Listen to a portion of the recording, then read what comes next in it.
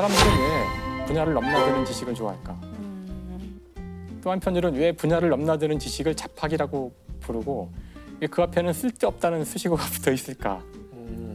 그래서 사실 오늘 제가 이제 만들고 싶고 생각하고 싶은 상은 어떤 종류의 상이냐면 보통 상이라 그러면 한 분야에서 뭔가 깊게 무언가 특히 학문의 분야는 깊게 연구를 하고 해서 남들이 알지 못했던 새로운 발견이나 이런 것들을 해내는 사람들을 상을 줘요. 그렇죠.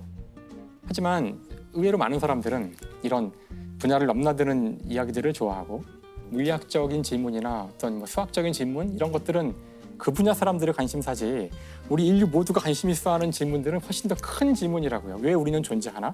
이 우주에 외계인은 있나? 뭐 하여튼 이런 종류의 많은 질문들은 분야를 다 넘나드는 질문들이고 근데 왜 분야를 넘나드는 상은 없나? 이제 이런 생각을 하게 된 거예요.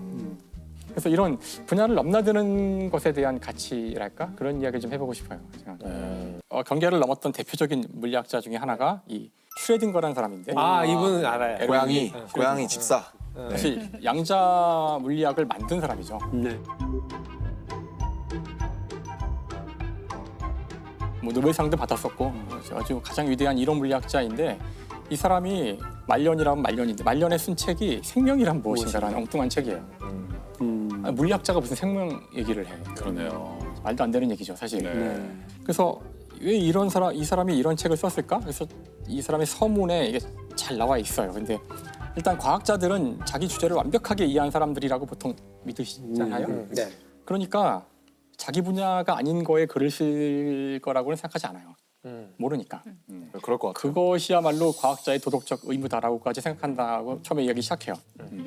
하지만 나는 내가 하는 일에 대해서 사람들이 네 분야도 아니잖아 그러고 웃음거리를 줄 수도 있고 나는 분명 실수할 것이 분명하지만 이런 거대한 질문에 대해서 즉 생명이란 무엇인가란 이런 질문에 대한 답을 하기 위해서 나는 내 분야를 넘어간다 하고 쓰는 책이에요. 일종의 선언문 같은 느낌. 비장하네요, 그렇죠. 그래서 이 책이 1943년 그 슈레딩거가 했던 강연을 토대로 만들어진 그런 책이고요. DNA의 구조가 밝혀진 게 1950년이니까 사실 DNA도 모를 때 쓴 책이에요. 근데 이 책이 중요한 이유는 여기서 슈레딩거는 자신의 물리적 지식을 총동원해서 유전이라는 현상이 물리학자의 눈으로 봤을 때에는 유전 정보는 원자 수준에 있다고 대담한 제안을 하는 거죠.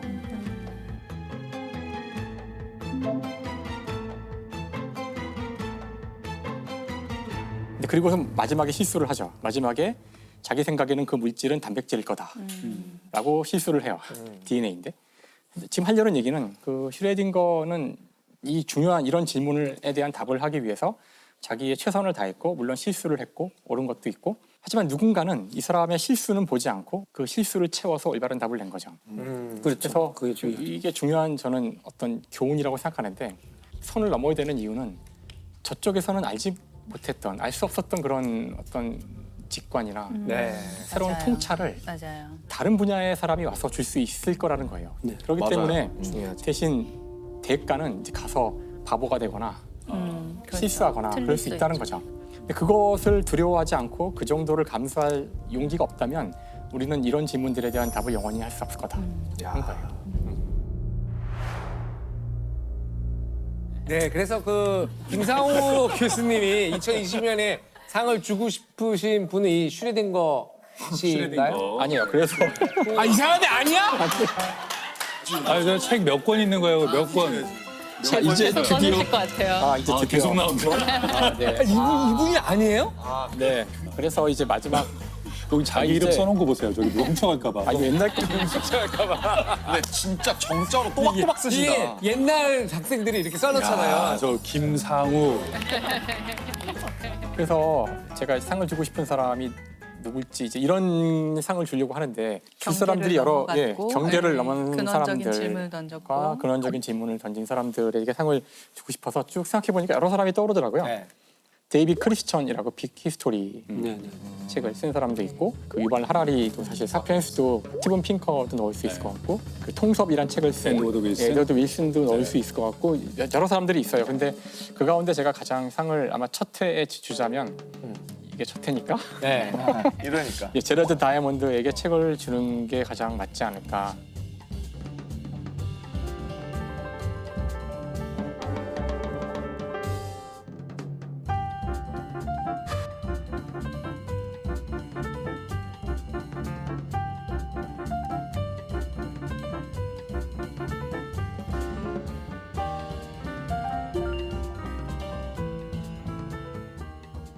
사실 이분이야말로 진짜 분야를 넘나든 사람 중에 한 분인데 네. 네. 지금 연세도 많으세요. 지금 85세, 85세이신데 일단 전공은 생리학, 박사학위도 생리학인데 그런 다음에는 이제 교수가 돼서 생리학 교수가 돼요. 의대. 네네. 근데 그때부터 어릴 때부터 이제 뭐 새에도 관심이 많고 인간에도 관심이 많고 근데 새를 연구하다 보니 그 뉴기니에 가서 이제 새를 탐구하게 되는데 뉴기니에 가서 사실 새를 보다가 오히려 뉴기니에 사는 사람들에게 눈이 간 거예요. 거기 사는 사람과 사실 뉴기니는 또 아직 문명이 닿지 않았던 곳들이 많이 있었기 때문에 그래서 그곳의 사람들이랑 이야기를 하다가 그 이런 질문을 받게 되죠. 그 원주민 이름이 얄리라는 친구인데 이 친구가 이 제러드 다이먼트한테 질문을 해요. 왜 당신들 백인들은 이렇게 거대한 배를 만들고 그 배에 이렇게 엄청나게 진짜 상상도 할 수 없는 신기한 물건들을 갖고 오는데 왜 우리는 그것을 만들지 못하고 지금에 와서 이걸 보고 있는 걸까 물어봐요. 바로 아까 제가 이야기했던 한 분야에서는 쉽게 할 수 없는 질문을 한 거죠. 왜 문명은 이렇게 저 유럽과 이 아시아에서만 이렇게 꽃피울 수 있었나? 일단 이게 과연 학문적인 질문인가? 이걸 과연 질문을 던졌을 때 답을 낼 수 있는 건가? 이렇게 시작한 일이에요. 그리고서는 그때부터 연구를 시작하는 거죠. 그래서 책을 내는데 그게 이 책이죠.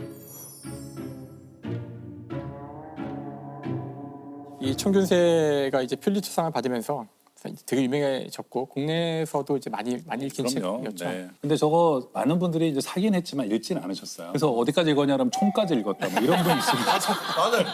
총이 제일 재밌거든. 저도 사실 다 못 읽었어요. 총까지 읽고 준 한 중간쯤 읽다가 안 읽었던. 다 못 읽었어요. 그러다가 막 코로나 뜨면서 다시 맞아요. 총균세가 무슨 내용인지 시청자 여러분들께 아주 간략하게 설명해 주신다면? 그러니까 사실 이 책을 쓰게 된 것은 아까 제가 얄리 이야기를 했잖아요. 네. 그러니까 그 질문에 대한 답을 하려고 쓴 거는 맞는데 이 책에서 이제 가장 그 상황을 드라마틱하게 보여주는 장면이 하나 나와요.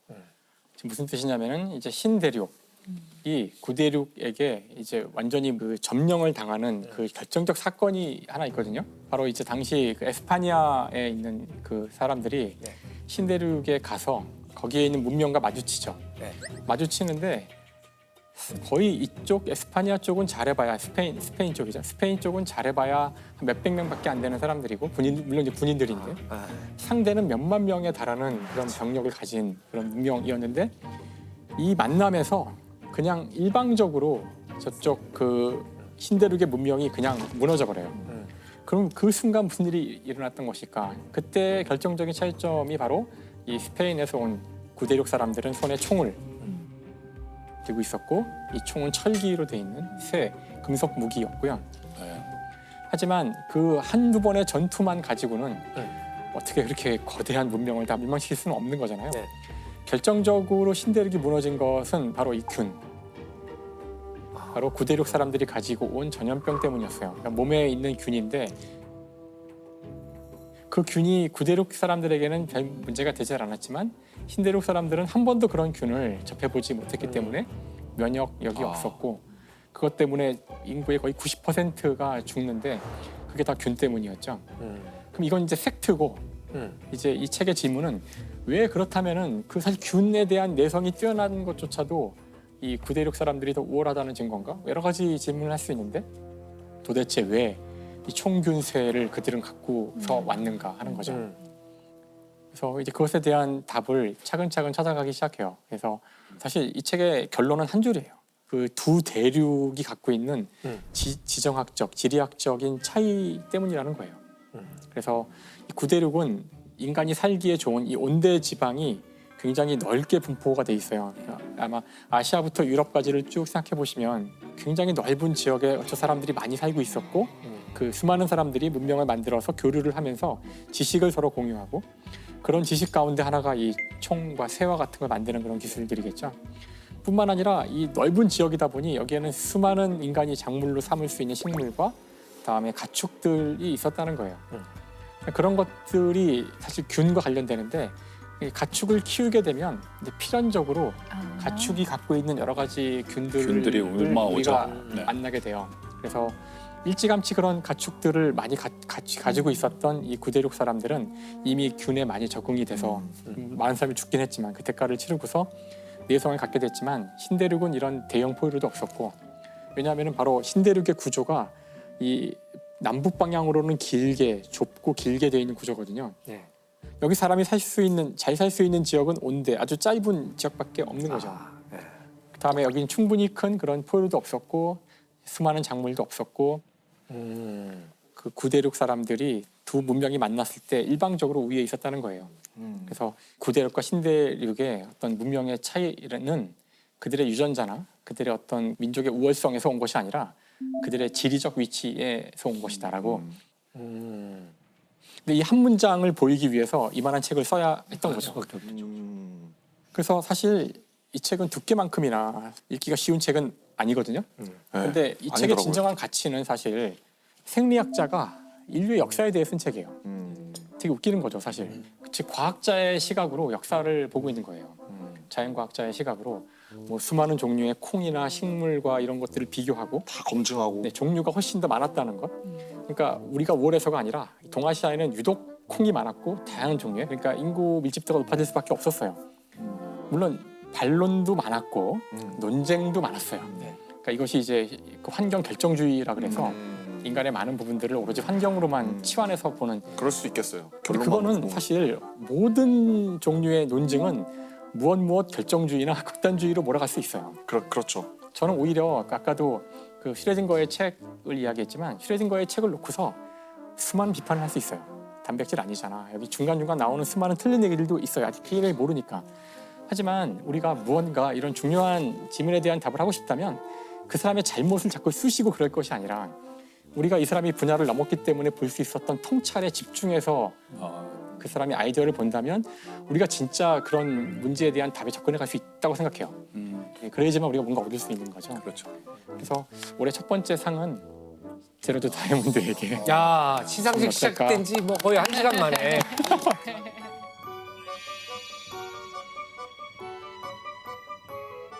김상욱 교수님이 지금 뭐 총균세 얘기를 하고 계시지만 사실 여기 계신 선생님들도 당연히 지식인으로서 당연히 완독을 하셨을 거 아니에요. 전 다 읽지는 못했어요. 균까지만.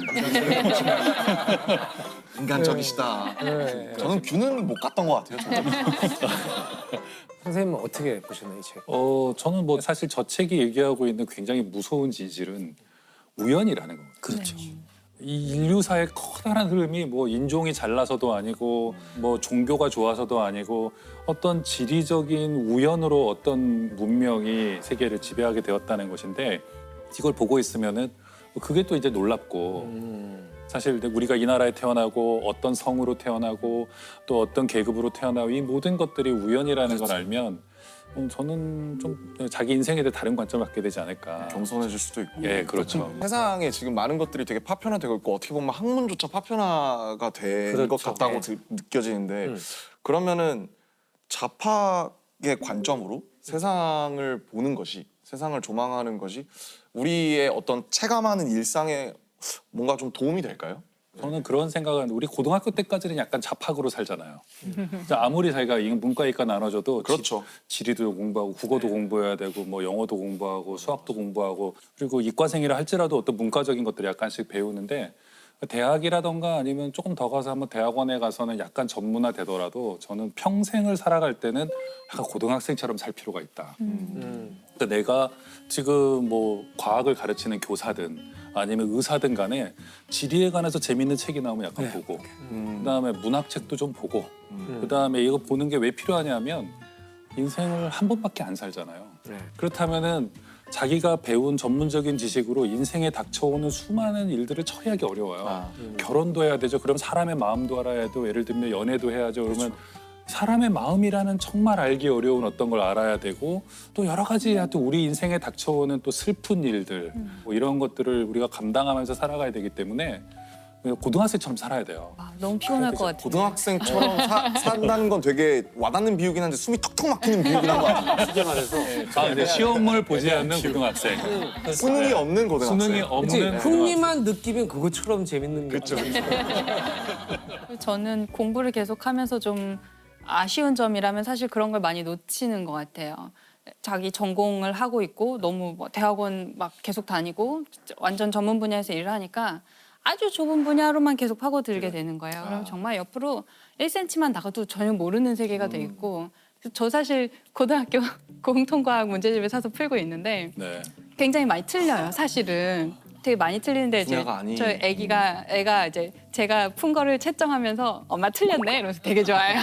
완전 좋죠. 그게 힘을 우리 엄마 주는 거죠, 천문학자인데 내 과학 문제 틀리고 난 맞는다. 네. 이런. 근데 그게 제가 분명히 고등학교 때는 그걸 많이 배웠을 거 아니에요. 네. 열심히 공부했을 거고 그러고 나서는 천문학에서 거기서 더 범위 좁혀서 행성 천문학 그다음에 거기서 또 범위 좁혀서 달 뭐 이런 식으로 계속 오니까 이제 점점 기본 교양이 되었던 그런 지식들과 좀 멀어진다는 생각이 들어서 우리가 박사를 받으면 박자가 PhD라고 써요. 닥터 오브 필로소피거든요. 그러니까 그게? 네, 닥터 오브 필로소피. 그러니까 예전에 정말 이 그리스 아테네 학당 시절의 그 철학자들처럼 이라는 뜻인데 PhD가 그런 뜻이었구나. 네, 그런데 오늘날 PhD를 받은 사람들이 그때 그분들처럼 철학 안에 수학과 과학과 의학과 모든 게 있었던 그 시절의 그 잡학 박사인가를 생각하면은 아니거든요. 완전히 다르거든요. 정말 바늘과 같은 어떤 되게 좁은 분야 거기만 딱 공부를 하고 있어서 되게 아쉬울 때가 많아요. 그래서 어쩌면 이런 프로그램은 그런 자기가 잘 알고 있다고 어떤 분야의 전문가라고 생각하는 사람들한테도 너무 재미있는 거예요.